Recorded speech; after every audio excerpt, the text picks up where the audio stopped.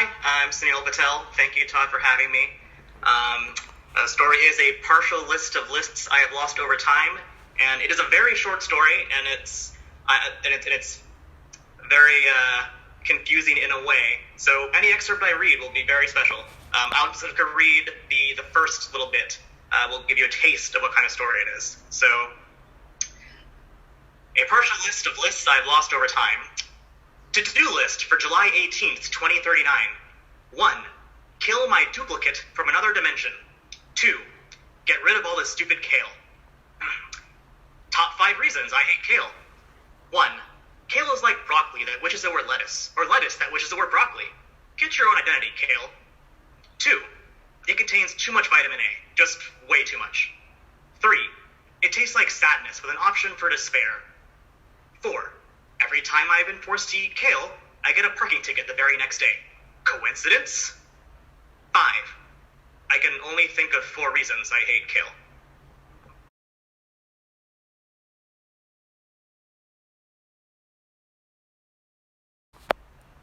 So as you might have guessed from the opening lists, it is about a scientist who is trying not to be killed by a duplicate from another dimension.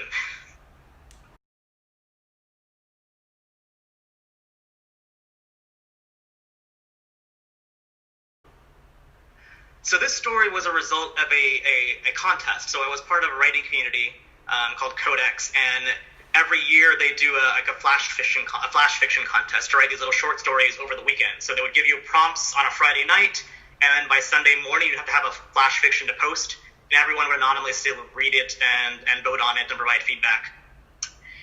And I chose this based on the title. So somebody would often provide just random titles, like a title generator. And I seized on the title, A Partial List of Lists I Have Lost Over Time, because it's very catchy. I mean, it's a very evocative title. And I personally love list stories. Like, the list story is not something I made up at all. It's a very common structure in stories, both literary fiction as well as science fiction. And when I saw that story title, I thought, okay, I really like list stories. But to be a challenge, what if I wrote a list story that was a list of lists? And I decided to figure out how I would do something like that. Starting with 1, why is the list partial? Why has the list been lost? And I enjoy alternate dimension stories in general and duplicates, so I'm not sure where that came into the process, but that was a good in for how to write a story that was a list of lists.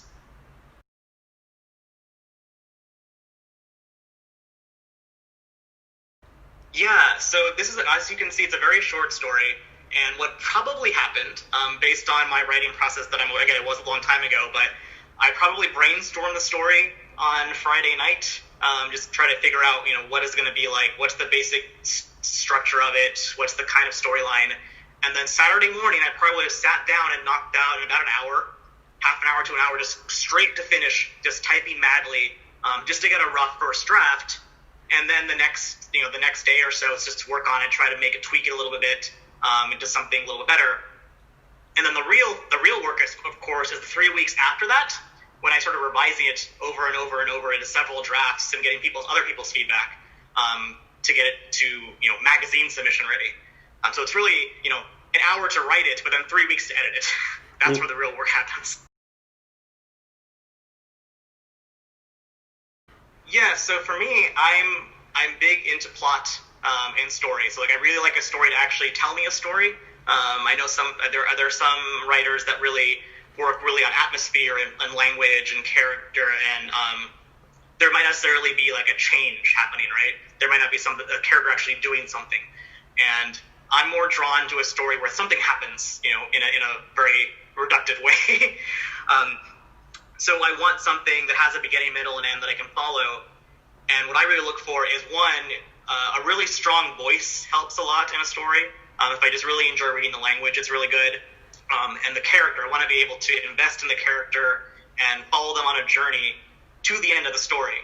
And really, I think the ending of a story is so very important because it's a short story. And so because it doesn't take that long to read, it's not like a book or a movie or a TV series. You're going to be reading this for maybe, from a minute to half an hour.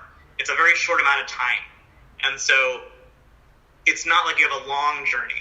But that ending can really just make the entire story for you. So often as a writer, I usually often start with the ending because I want to know where I'm going to. I want to know, like, what am I going to leave the reader with?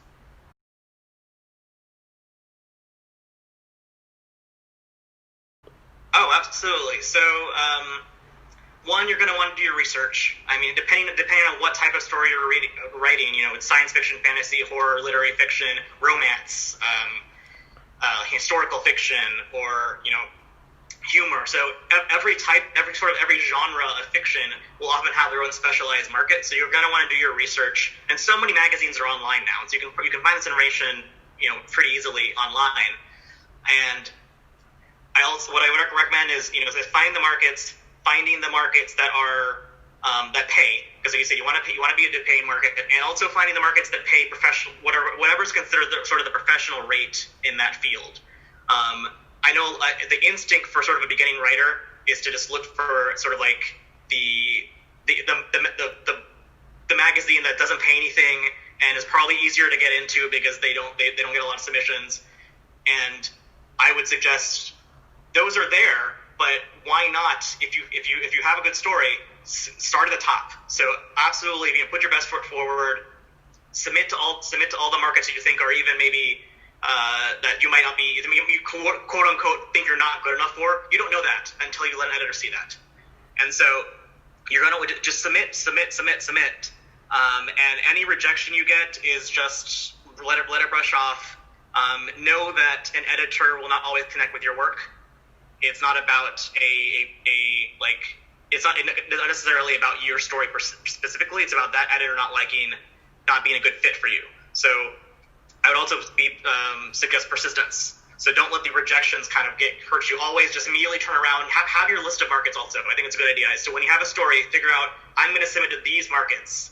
And when I get rejected from one, just take it instead of the next one immediately. Don't be sad about one rejection, because you just never know when you're going to hit that one editor who likes your story. I mean, for instance, this story, I submitted to 2 markets I thought would really like it because they both liked humorous science fiction stories. Like that, when I think of humorous science fiction, I thought that those 2 markets would be great, and neither of them, they both rejected it.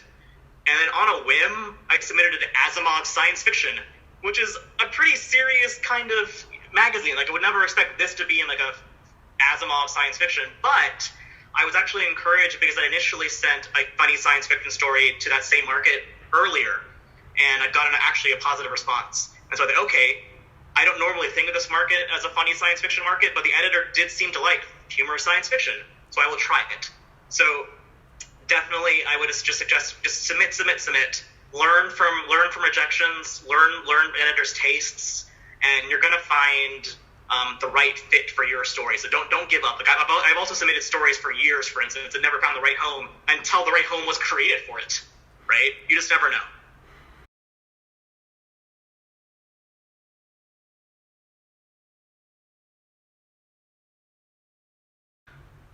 I really love the Bay Area, so I actually would love to be in the Bay Area, and hopefully by 2039, I'm able to afford a house in the Bay Area, which is very difficult. But it'd be great to have a really nice, one of those big old houses with lots of rooms, and probably cost way.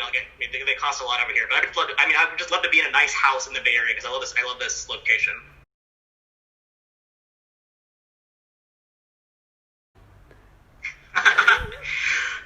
To be fair, I've come around on kale a little bit since writing that story. I kind of almost like it, and I hate myself for it.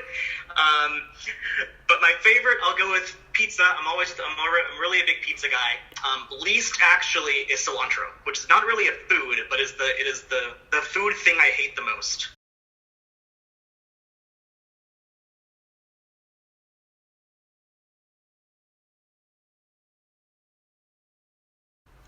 Psychokinesis.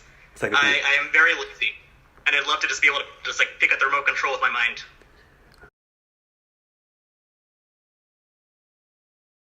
I will give a shout out to Christina Hodson and Kathy Ann, who wrote and directed my favorite movie of the year, Birds of Prey,